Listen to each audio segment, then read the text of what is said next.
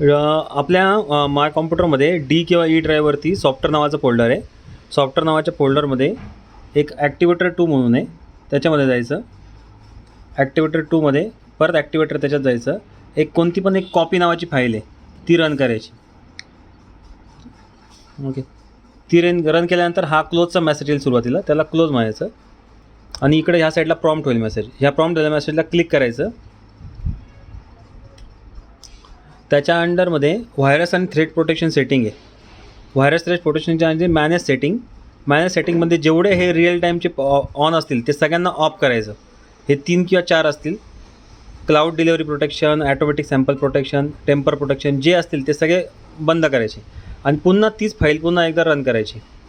आता मी पुन्हा तीच फाईल एकदा रन करतो आहे. आता ह्यावेळेस तो मेसेज नाही देणार आपल्याला आणि डायरेक्टली ती फाईल ओपन होईल. फक्त ती फाईल खाली ओपन होईल या साईडला. ओके, ही तर खाली ओपन झाली. हिला आय ॲक्सेप्ट म्हटलं आणि ॲक्टिवेटला क्लिक केली. ॲक्टिवेटला क्लिक केली की जेवढे पण तुमचे विंडोजचे लायसन्स असतात किंवा ऑफिस वगैरे असतात ते सर्व प्रकारचे क्रॅक होऊन जातात. याच्यात विंडोज 7, 8, 10 ऑफिसचे सर्व प्रकारचे लायसन्स सर्व काही याच्यातनं क्रॅक होऊन जातं. थँक्यू.